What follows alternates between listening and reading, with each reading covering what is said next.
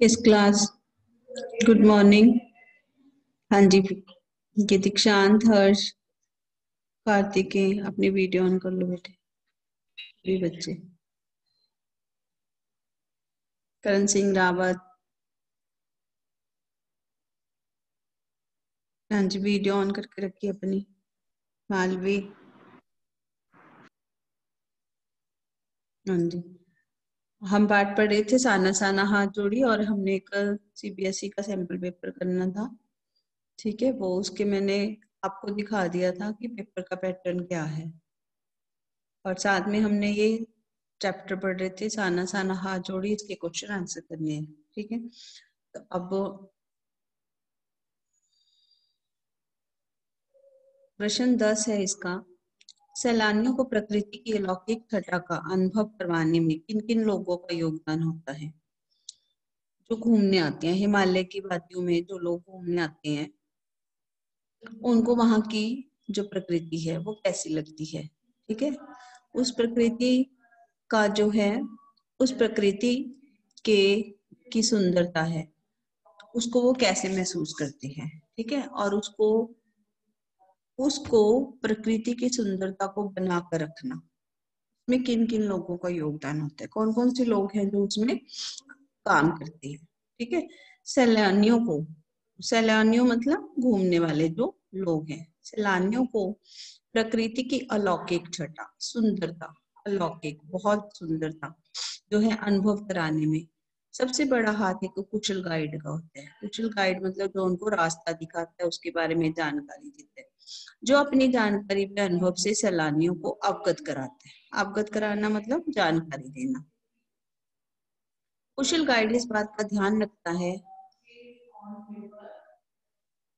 कुशल guide इस बात का ध्यान रखता है कि भ्रमणकर्ता की रुचि पूरी यात्रा में बनी रहे। भ्रमणकर्ता मतलब जो घूमने आए हैं लोग,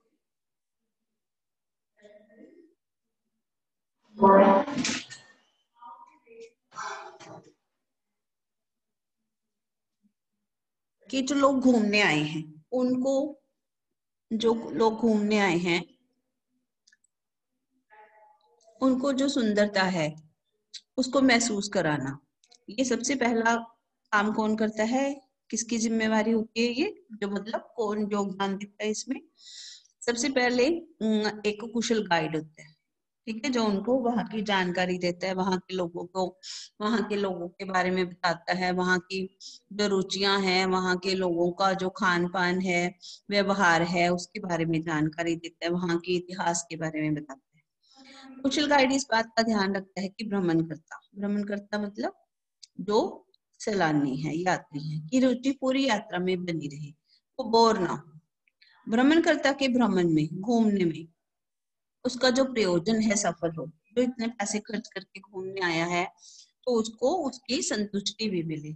आपने मित्रों में, सहपाठियों, सहयात्रियों का साथ पाकर यात्रा और भी है रोमांचकारी और आनंदमय बन जाती है। ठीक है, अगर आपके साथ में ग्रुप है तो आपको और भी ज्यादा मजा आता है।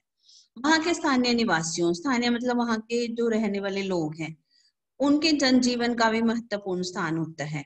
उनके द्वारा ही इस छटा के सौंदर्य को बल मिलता है। वहां के लोग कैसे हैं, वहां का जनजीवन कैसा है, इसके बारे में जानकारी होती है, जो वो भी इसकी सुंदरता को बढ़ाती है। क्योंकि यदि ये ना हो तो वह स्थान नीरस हो जाएगा। अगर वहां पर लोग ही नहीं है, ठीक है, उस स्थान पर, तो वो स्थान सुनसान जगह तो जंगल बन जाएगी, वहां पे घूमना जो है क्या हो जाएगा, बेदान, नीरस होगा, कोई रस नहीं होगा उसमें। तथा सरकारी लोग जो व्यवस्था करने में संलग्न होते हैं, जो गवर्नमेंट है, गवर्नमेंट की सरकार के लोग हैं, उनका भी महत्वपूर्ण योगदान होता है। सबसे पहले कुशल गाइड का, ठीक है, फिर उसके बाद उसके मित्रों और सहयात्रियों का, और फिर वहां के रहने वाले लोगों का और उनके जनजीवन का, और फोर्थ में आएगा पॉइंट में वहां की सरकार का।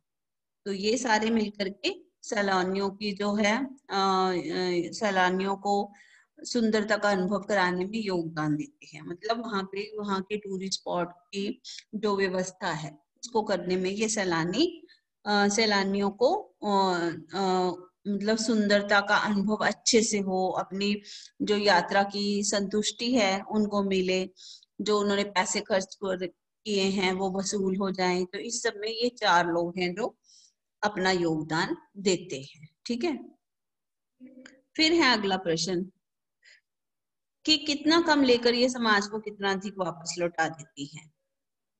इस कथन के आधार पर स्पष्ट करें कि आम जनता देश की आर्थिक प्रगति में क्या योगदान देती है। पत्थरों पर बैठकर श्रमिक महिलाएं पत्थर तोड़ती हैं। ठीक है, श्रमिक महिलाएं मतलब काम करने वाली, जो मेहनत करने वाली महिलाएं हैं। उनके हाथों में कुदाल और हथौड़े होते हैं खोदने के लिए और तोड़ने के लिए हथौड़ा मतलब औजार होते हैं। कईयों की पीठ पर बंधी टोकरी में उनके बच्चे भी बंधे होते हैं, वो काम भी करती हैं। हरे भरे बगानों में युवतियां भोग पहनकर चाय की पत्तियां तोड़ती हैं।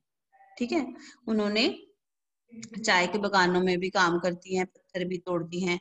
बच्चे अपनी माँ के साथ काम करते हैं। इन्हीं की भांति जो आम जनता है अपनी मूलभूत आवश्यकताओं की पूर्ति के लिए, ठीक है, अपने प्रयास करती है। अपनी जीविका के रूप में देश और समाज के लिए भी करते हैं, अपनी कमाई भी करते हैं, मतलब अपनी रोजी रोटी भी है उनके लिए, और ये देश और समाज के लिए भी बहुत कुछ कर जाते हैं इसके बदले में। ठीक है, अगर रास्ते ना हो, सड़कें ना हो, तो गाड़ियां कैसे जाएंगी पहाड़ों पर, ऊपर कैसे जाएंगे लोग। ठीक है, सहूलतें ना हो, वहां ऊपर जाकर खाना पीना, पानी, ठीक है, चाय दूध खाने की चीजें ना मिले तो भी जो है मुश्किल हो जाएगा लोगों के लिए। तो इनका बहुत बड़ा योगदान होता है।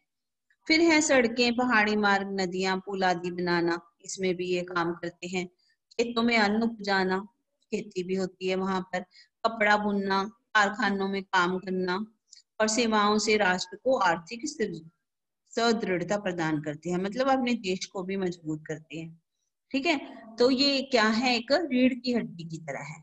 ठीक है, क्या है ये, रीढ़ की हड्डी की तरह, जो कि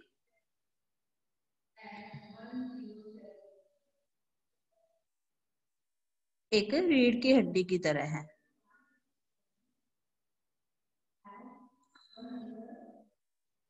ये रीढ़ की हड्डी की तरह काम करते हैं। ठीक है, फिर है हमारे देश की आम जनता जितना श्रम करती है उसका आधा भी उसे नहीं मिलता। मतलब मेहनत तो ये बहुत करते हैं लेकिन इनको पैसे जो हैं बहुत कम मिलते हैं, परंतु फिर भी वे असाध्य कार्य, ऐसा मुश्किल काम करते हैं और अपना ये काम करना अपना कर्तव्य भी समझते हैं। वो समाज का कल्याण भी करते हैं, बदले में उन्हें सिर्फ नामात्र का थोड़ा सा ही अंश मिलता है, मतलब थोड़े से ही पैसे मिलते हैं। देश की प्रगति का आधार यही आम जनता है, जिसके प्रति सकारात्मक आत्मीय भावना भी होती है।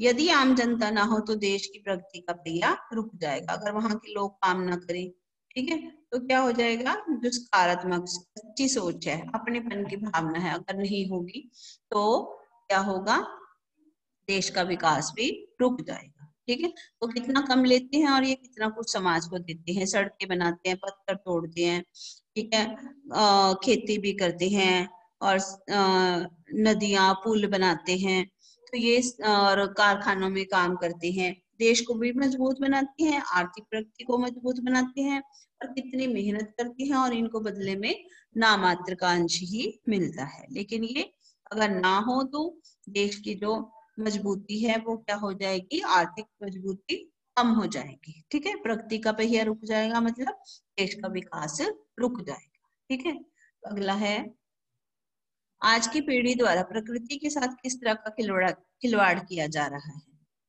आज आपको पता है क्या हो रहा है नेचर के साथ। हाँ जी, क्या क्या हो रहा है दीक्षांत नेचर के साथ, बताइए। एक तो वीडियो ऑन रखिए अपनी प्लीज।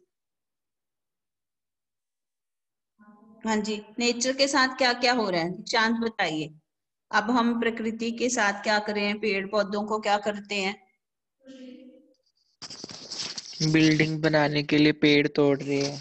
पेड़ काट रहे हैं, और हाँ, और क्या कर रहे हैं, पोल्यूशन गाड़ियों से। हाँ जी, गाड़ियों का जो धुआं है वो क्या कर रहा है, पर्यावरण को पोल्यूशन दूषित कर पोल्यूट रहा है, कर। प्रदूषित कर रहा है।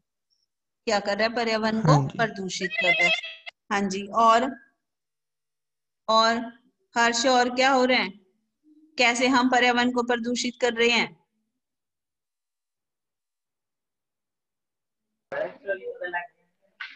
हाँ जी, मैम आपकी आवाज नहीं आ रही। हम पर्यावरण को कैसे प्रदूषित कर रहे हैं? आग आग पटाखे जलाकर।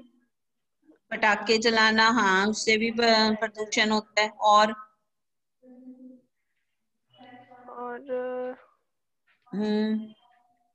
ज्यादा आवाजें करके। हाँ, आवाज से भी प्रदूषण होता है, सही है।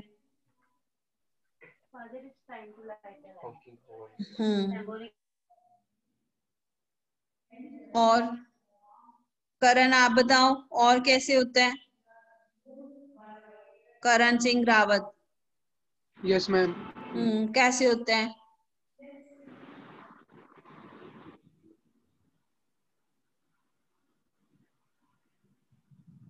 अब इसको पढ़ो, कौन पढ़ेगा? हाँ जी, मालवी, इसको पढ़ो। आज की पीढ़ी द्वारा प्रकृति के साथ किस तरह खिलवाड़ किया जा रहा है? यस मैम, प्रकृति के साथ खिलवाड़ करने के क्रम में आज की पीढ़ी पहाड़ी स्थलों को अपने विहार स्थान बना रही है। इससे वहां गंदगी बढ़ रही है, पर्वत अपनी संभाग सुंदरता खो रहे हैं, कारखानों से निकलने वाले जल में खतरनाक रसायन होते हैं जिसे नदी में प्रभावित कर दिया जाता है। साथ में घरों से जाता है जिसके कारण हमारी नदियां लगातार दूषित नहीं है, बल्कि अंधाधुंध कटाई में से मृदा का कटाव होने लगा है जो बाढ़ में आमंत्रण करता है। दूसरे, अधिक पेड़ों की कटाई का वातावरण में कार्बन डाइऑक्साइड की अधिकता बढ़ा दी है जिससे वायु प्रदूषित होती जा रही है। इसे रोकने में हमारी भूमिका इस प्रकार होनी चाहिए, हम सबको मिलकर अधिक से अधिक पेड़ लगाने चाहिए। पेड़ों को काटने से रोकने के लिए उचित कदम उठाने चाहिए ताकि वातावरण की शुद्धता बने रहे। हमें नदियों की निर्मलता व स्वच्छता को बनाए रखने के लिए कारखानों से निकले जाने वाले दूषित जल को नदियों में डालने से रोकना चाहिए। नदियों की स्वच्छता बनाए रखने के लिए लोगों को जागरूक करने की अनेक कार्यक्रमों का आयोजन होना चाहिए। इसका मतलब है कि आज की पीढ़ी है जो पहाड़ी स्थलों को अपना विहार स्थान बना रही है, वहां पर रहने जो है घर बनाए जा रहे हैं, वहां गंदगी बढ़ रही है, पर्वत अपनी सुंदरता खो रहे हैं, कारखानों से निकलने वाला जल है जो वो केमिकल है, रसायन है, नदियों में डाल दिया जाता है। इससे नदियां क्या हो रही हैं, दूषित हो रही हैं। नदियों में क्या हो रहा है, दूषित हो रही हैं, जिसके कारण हमारी नदियां लगातार प्रदूषित हो रही हैं। ठीक है। और वनों की कटाई से मृदा मृदा क्या होता है, मिट्टी का कटाव होता है। मिट्टी का कटाव मतलब मिट्टी बह जाती है, उपजाऊ मिट्टी बह जाती है, जिससे बाढ़ आती है। ठीक है, बाढ़ आती है, बाढ़ का पानी जो है आने लग जाता है ज्यादा शहरों की तरफ या गांवों की तरफ। दूसरी, अधिक पेड़ों की कटाई ने वातावरण में कार्बन डाइऑक्साइड की अधिकता बढ़ा दी है। इससे क्या है, हमारी वायु प्रदूषित हो रही है। मतलब क्या क्या हो रहा है, नदियों का जल दूषित हो रहा है। ठीक है, पेड़ पौधे काटे जा रहे हैं, मिट्टी का कटाव बढ़ रहा है, बाढ़ आने का खतरा बढ़ रहा है, कार्बन डाइऑक्साइड की अधिकता बढ़ रही है। तो इसको रोकने के लिए हमें क्या करना चाहिए? हाँ जी, क्या क्या करना चाहिए बताइए। हाँ जी, कौन बताएगा? रेज हैंड, कौन बताएगा क्या क्या करना चाहिए? हाँ जी, क्या करना चाहिए सबसे पहले? हर्ष, क्या करना चाहिए? मैम पेड़ नहीं काटने चाहिए। क्या करना चाहिए? पेड़ नहीं काटने चाहिए और पेड़ लगाने चाहिए। और विधि, हाँ,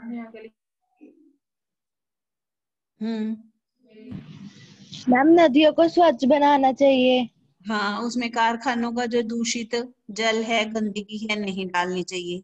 ठीक है, और लोगों को जागरूक करना चाहिए, इसके लिए कार्यक्रम बनने चाहिए, स्वच्छता अभियान चलाए जाती है ना। ठीक है ना। इसी तरह से गो ग्रीन आप कहते हैं, हरियाली लाओ, पेड़ लगाओ, ऐसे कार्यक्रम होने चाहिए। लोगों को जो है इसकी लोगों को इसकी जानकारी मिलनी चाहिए। ठीक है, नदियों को निर्मल और साफ रखना चाहिए, कारखानों की गंदगी तो डालनी नहीं चाहिए, पेड़ों को काटने से रोकने के लिए उचित कदम उठाने चाहिए, ताकि वातावरण जो है शुद्ध बना रहे। ठीक है, तो ये सारे जो कदम है हम उठा सकते हैं, इससे हमारी प्रकृति की सुंदरता जो है बनी रहे। ठीक है, अगला प्रश्न करते हैं। प्रदूषण के कारण स्नोफॉल में कमी का जिक्र किया गया है। प्रदूषण के और कौन कौन से दुष्परिणाम होते हैं, क्या क्या होता है, और प्रदूषण से इससे रिलेटेड प्रश्न है, और प्रदूषण के ऊपर हम अनुच्छेद भी लिख सकते हैं। ठीक है, ये प्रदूषण के ऊपर अनुच्छेद भी है, और प्रदूषण जो है होने से क्या क्या बुरे परिणाम होंगे, हमें क्या क्या उपाय करने चाहिए, वो भी पढ़ लिए हमने। तो ये प्रदूषण पर अनुच्छेद भी हो गया हमारा। हाँ जी, गुरप्रीत सिंह पढ़ो इसको। प्रदूषण के कारण स्नोफॉल में कमी का जिक्र किया गया है, कौन कौन से दुष्परिणाम, दुष्परिणाम क्या होता है, बुरे परिणाम हो रहे हैं, क्या क्या बुरा हो रहा है प्रदूषण के कारण। हाँ जी। प्रदूषण प्रदूषण के कारण स्नोफॉल के कमी का जिक्र किया गया है। प्रदूषण के और कौन कौन से कौन से दुष्परिणाम सामने आए हैं, लिखे। आज की पीढ़ी के द्वारा प्रकृति को प्रदूषित किया जा रहा है। प्रदूषण का मौसम पर असर साफ दिखाई देने लगा है। प्रदूषण के चलते जलवायु पर भी बुरा प्रभाव पड़ रहा है।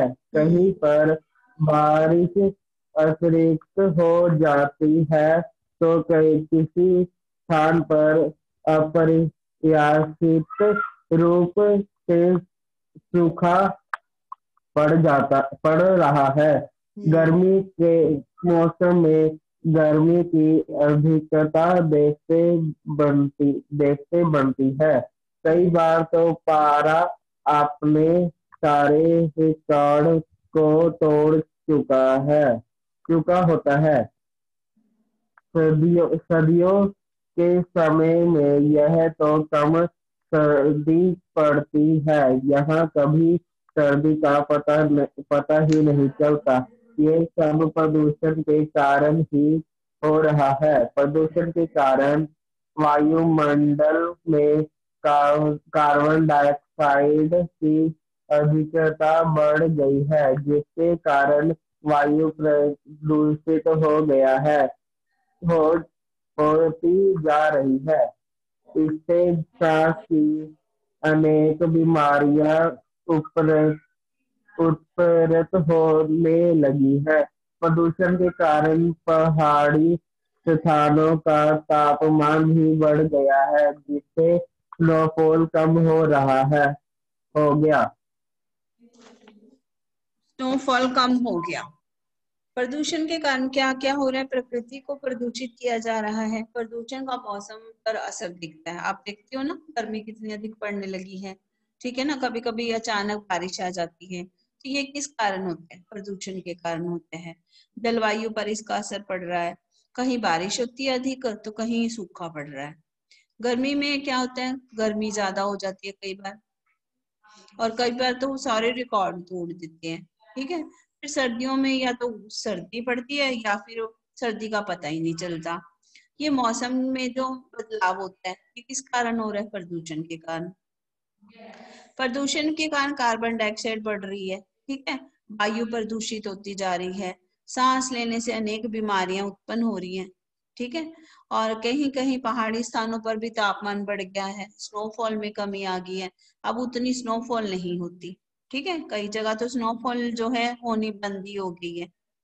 और आगे है कि ध्वनि प्रदूषण ने भी शांति भंग कर दी है, पीस है नहीं, शांति है नहीं। शांति ढूंढने के लिए हम कहीं और जाते हैं। मानसिक हमारी अस्थिरता बढ़ गई है, सिर जो है कि कई सिर चकराने लगता है लोगों का, मानसिक जो है बीमारियां हो गई हैं, बहरापन हो गया है, उसमें अनिद्रा हो गई है, नींद नहीं आती, बहरापन हो गया है। जल प्रदूषण के कारण हमें स्वच्छ जल पीने को नहीं मिलता, जिससे क्या होता है पेट में जो है काफी बीमारियां उत्पन्न हो गई हैं, पेट संबंधी कई बीमारियां उत्पन्न हो गई हैं। ठीक है, तो ये चीजें हैं जो प्रदूषण के कारण हो रही है। ये हमारे प्रदूषण के ऊपर एक अनुच्छेद भी हो गया। फिर है कटाव पर किसी दुकान का ना होना उसके लिए वरदान है। इस कथन के पक्ष में अपनी राय व्यक्त कीजिए। कटाव पर जो है क्या हो गया, वहां पर एक भी दुकान नहीं है। ठीक है, ये क्या है, वरदान है, क्योंकि वो अभी तक क्या नहीं बना, पर्यटक स्थल, घूमने की वो नहीं बना, क्या कहते हैं, टूरिस्ट स्पॉट नहीं बना। तो सैलानियों का अधिक आगमन भी नहीं है वहां पर, क्योंकि वहां पर कोई दुकानें नहीं है और सैलानी भी नहीं आते, ना वहां जमा होकर खाते पीते हैं, और इस कारण वहां गंदगी भी नहीं फैलती। ठीक है, और वाहन भी नहीं आते जाते। अगर वाहन का अधिक प्रयोग होगा तो प्रदूषण बढ़ जाएगा। लेकिन लेखिका को केवल यही स्थान मिला जहां पर उसे स्नोफॉल देखने को मिली। इसका कारण था कि वहां पर प्रदूषण नहीं था और कटाव पर किसी भी दुकान का ना होना, ये उसके लिए एक प्रकार से वरदान है। प्रकृति ने जल संचय की व्यवस्था कैसे की है हमारे लिए? प्रकृति ने जल संचय की व्यवस्था बड़े अच्छे तरीके से की है। प्रकृति में क्या होता है, सर्दियों में बर्फ जो है जम जाती है, जब गर्मियों में हम पानी के लिए त्राही त्राही मचाते हैं, ठीक है, तो यही बर्फ पिघल करके जलधारा बन करके कहाँ जाती है, नदियों में आ जाती है। ठीक है, फिर नदियों के रूप में बहती हुई ये जलधारा जो है अपने किनारे बसे गांव और जल संसाधनों के रूप में नहरों के द्वारा एक क्षेत्र में पहुंचाई जाती है, मतलब सिंचाई के लिए यूज होती है। पहले क्या हुआ, बर्फबारी हुई, बर्फबारी से क्या हुआ, बर्फ जम गई, गर्मियों में क्या हुआ, लोगों को जरूरत थी तो यही बर्फ पिघल करके जलधारा बन करके नदियों में पहुंच गई। नदियों के रूप में फिर बहती हुई ये गांव में आसपास के नगरों में पहुंच जाती है, वहां से ये खेतों में सिंचाई के काम आती है और अंत में जाकर ये सागर में मिल जाती है। सागर में फिर से वाष्प के रूप में जल चक्र की शुरुआत हो जाती है। ठीक है, और प्रकृति ने सचमुच जल संचय की जो व्यवस्था है बहुत बढ़िया की हुई है हमारे लिए। ठीक है, तो चलिए ये दो क्वेश्चन पढ़िए, कौन पढ़ेगा ये? हाँ जी, मालवी, दोनों क्वेश्चन पढ़िए। 14 नंबर है, 14 और ये 15।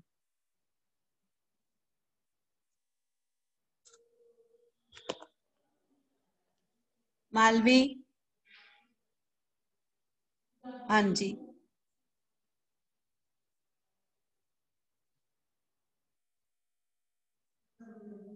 दीक्षांत आप पढ़िए बच्चे। दीक्षांत, यस मैम। चलिए पढ़िए 14 और 15। 14 हाँ जी, 14 और 15 क्वेश्चन पढ़ना है। हाँ जी। कटाव पर किसी दुकान का ना होना उसके लिए वरदान है। इस कथन के पक्ष में अपनी राय व्यक्त कीजिए। कटाव पर किसी भी दुकान का ना होना उसके लिए वरदान है, क्योंकि अभी तक यह पर्यटक स्थल नहीं बना है। यदि वहां दुकानें होती तो वहां सैलानियों का अधिक आगमन शुरू हो जाता और वे जमा होकर खाते पीते गंदगी फैलाते तथा वहां पर वाहनों के अधिक प्रयोग से वायु में प्रदूषण बढ़ जाएगा। लेखिका को केवल यही स्थान मिला जहां पर वह स्नोफॉल देख पाई। इसका कारण यही था कि वहां प्रदूषण नहीं था। अंत कटाव पर किसी भी दुकान का ना होना उसके लिए एक प्रकार से वरदान ही है। हाँ जी, चलिए नेक्स्ट क्वेश्चन पढ़िए 15। प्रकृति ने जल संचयन की व्यवस्था किस प्रकार की है? प्रकृति ने जल संचयन की व्यवस्था नायाब ढंग से की है। प्रकृति सर्दियों में बर्फ के रूप में जल संग्रह कर लेती है और जब गर्मियों में पानी के लिए जब त्राही त्राही मचती है तो उस समय यही बर्फ शिलाएं पिघलकर जलधारा बनकर नदियां को भर देती है। नदियों के रूप में बहती जलधारा अपने किनारे बस नगर तथा गांव में जल संस्था के रूप में तथा नहरों के द्वारा एक विस्तृत क्षेत्र में सिंचाई करती है और अंत में सागर में जाकर मिल जाती है। सागर से फिर से वाष्प के रूप में जल चक्र की शुरुआत होती है। सचमुच प्रकृति ने जल संचयन की कितनी अद्भुत व्यवस्था की है। हाँ जी, अब समझ आ गई ये दोनों प्रश्न। अब अगला प्रश्न है, देश की सीमा पर बैठे फौजी किस तरह की कठिनाइयों से जूझते हैं। ठीक है, हम तो यहाँ बैठे हैं अपने घरों में, लेकिन जो फौजी हैं देश की सीमा पर बैठे हैं वो किस तरह से कठिनाइयों से जूझ रहे हैं। ठीक है, तो हमारा ये लास्ट क्वेश्चन है इसका, फिर इसके बाद ही इसके प्रश्न उत्तर जो है खत्म हो जाएंगे। अब आपने ये सारे प्रश्न उत्तर कॉपी में करने हैं। आपको मैंने 6 तक क्वेश्चन आंसर भेज दिए थे, अब आगे के मैं आज पीडीएफ भेज दूंगी आपको। आपने ये सारे क्वेश्चन आंसर कॉपी में करने और इनको लर्न करना है। ठीक है, और सैंपल पेपर हमने शुरू किया था वो हम करेंगे इसके बाद। अब है कि देश की सीमा पर बैठे फौजी किस तरह की कठिनाइयों से जूझते हैं, उनके प्रति हमारा क्या उत्तरदायित्व होना चाहिए। साना साना हाथ जोड़ी पाठ में देश की सीमा पर तैनात फौजियों की चर्चा की गई है। ठीक है, क्योंकि ये जो साथ में बॉर्डर लगता है उस सीमा के साथ जहां पर हिमालय में कटाव तक गई थी लेखिका, तो वहां पर देश की सीमा का बॉर्डर भी है, देश की सीमा लगती है। सैनिक अपने उत्तरदायित्व का निर्वाह, सैनिक है जो उनकी जो जिम्मेवारी है उसका वो निर्वाह मतलब उसको पूरी ईमानदारी से निभा रहे हैं, समर्पण देते हैं, पूरा अपना योगदान देते हैं, अनुशासन से रहते हैं। सैनिक देश की सीमाओं की रक्षा के लिए कटिबद्ध होती है, हमेशा क्या है, हमेशा मरने मारने को तैयार रहते हैं।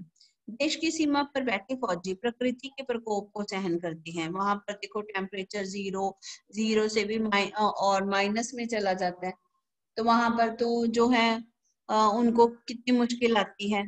ठीक है, पानी जम जाता है, खाने को कुछ नहीं जो है उनके लिए प्रॉपर होता। तो हमारे सैनिक फौजी भाइयों को उन बर्फ से भरी ठंड में ठिठुरना भी पड़ता है। ठीक है ना, वहां पे जो है उनके पास सहूलतें होती हैं पूरी, जहां पर तापमान 0 से नीचे गिर जाता है।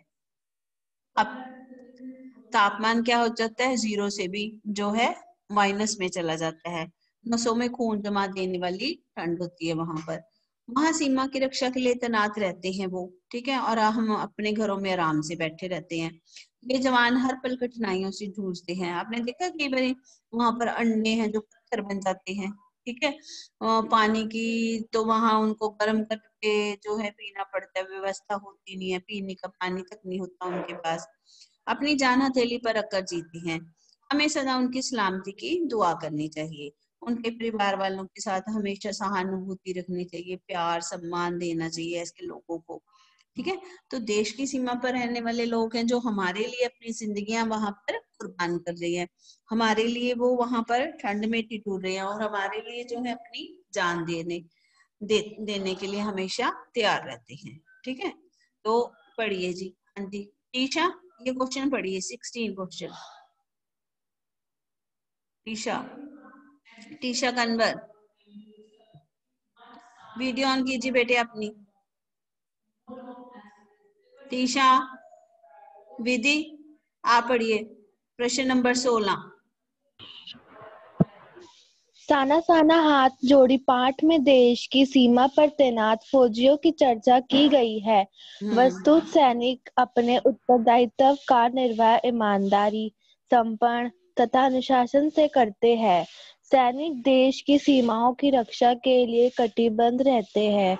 देश की सीमा पर बैठे फौजी प्रकृति के प्रकोप को सहन करते हैं। हमारे सैनिकों भाइयों को उन बर्फ से भरी ठंड में ठिठुरना पड़ता है, जहां पर तापमान 0 से भी नीचे गिर जाता है।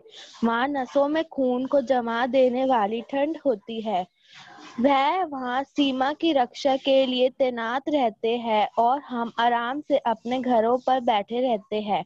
ये जवान हर पल कठिनाइयों से जूझते हैं और अपनी जान हथेली पर रखकर जीते हैं। हमें सदा उनकी सलामती की दुआ करनी चाहिए। उनके परिवार वालों के साथ हमेशा सहानुभूति, प्यार व सम्मान के साथ पेश आना चाहिए। हाँ जी, उनके प्रति हमारे मन में हमेशा क्या रहना चाहिए? सम्मान, ईमानदारी से वो अपनी ड्यूटी करते हैं, अनुशासन में रहते हैं, अपने कर्तव्य का पालन करते हैं और अपने देश की रक्षा करते हैं। हम अपने घरों में बैठते हैं, ठीक है, वो ठंड में ठिठुरते हैं और उनको तो प्रकृति के प्रकोप, कभी बार तूफान आ जाता है, कभी बर्फ पड़ने लग जाती है, ठीक है, माइनस में तापमान होता है, खून जम जाता है। तो ऐसी स्थिति में वो हमारी रक्षा के लिए तैयार रहती हैं जब हम अपने घरों में बैठे होते हैं। तो हमें हमेशा उनकी करनी चाहिए, उनके परिवार से सहानुभूति, प्यार, सम्मान देना चाहिए उनको। ठीक है, तो ये हो गए हमारे प्रश्न 16। इस पार्ट के कितने क्वेश्चन हो गए? 16 क्वेश्चन। ये थोड़ा सा लंबा था चैप्टर, मैंने आपको इसीलिए थोड़ा डिटेल में कराया, तो आपने भी इसको ध्यान से करना है। ठीक है, तो अब ये प्रश्न उत्तर सारे अपने कॉपी में करने। मेरे पास होमवर्क जिनका आएगा मैं उनकी ही वो लगा रही हूँ, जो मार्क्स हैं। जिनका होमवर्क मेरे पास नहीं आता उनके मैं नहीं लगाऊंगी मार्क्स। तो आपने अपना होमवर्क कंप्लीट करना है, चेकिंग के लिए जो है भेजना है, तभी आपके मार्क्स लगेंगे। ठीक है, हाँ जी। और इसको आपने प्रश्नों को याद भी करना है। तो अब आपने, मैंने 6 तक क्वेश्चन आपको भेज दिए थे, अब आपने आगे का जो है, आगे के जो है क्वेश्चन आंसर कॉपी में करनी है। ठीक है, और इनके कठिन शब्द मैंने आपको साथ साथ अंडरलाइन किए थे, वो आपने करने हैं। अब मैंने आपको वो दिखाया था एक, उसमें पेपर दिखाया था, सैंपल क्वेश्चन पेपर। ठीक है, वो दिखाती हूँ मैं अभी आपको। ये इसको हमने पढ़ना है और इसके हमने प्रश्न उत्तर किस तरह से करने हैं ये मैं आपको कल करवाऊंगी। ठीक है, तो कल हमने ये सैंपल पेपर करना है, तो सब बच्चों ने क्लास लगानी है। और ये पेपर कैसे आएगा, ये सीबीएसई का पेपर है, वो मैं आपको करवाना शुरू करूंगी। ठीक है, तो ये जो पेपर है इसमें आपको मैंने बता दिया था कि ऑप्शंस में आंसर आ रहे हैं। ठीक है, जैसे ये क्वेश्चन दिया, पाठ्यांश के अनुसार निम्नलिखित में से कौन सा जनसंख्या विस्फोट के विषय में सत्य है। जब हम पैरा पढ़ेंगे तो हमें इसमें से ऑप्शन समझ आएगी कि कौन सी ऑप्शन सही है, वो हमने टिक करनी है। इसमें रीडिंग का काम आपका बहुत ज्यादा हो जाएगा, रीडिंग करोगे अच्छे से तो आपको आंसर समझ आएंगे। ठीक है, हाँ जी। और किसी ने कुछ पूछना है बेटे? हाँ जी क्लास, किसी ने कुछ पूछना है? No ma'am. हाँ जी ठीक है, चलिए क्लास, गुड आफ्टरनून बेटे। Good afternoon ma'am. हाँ जी।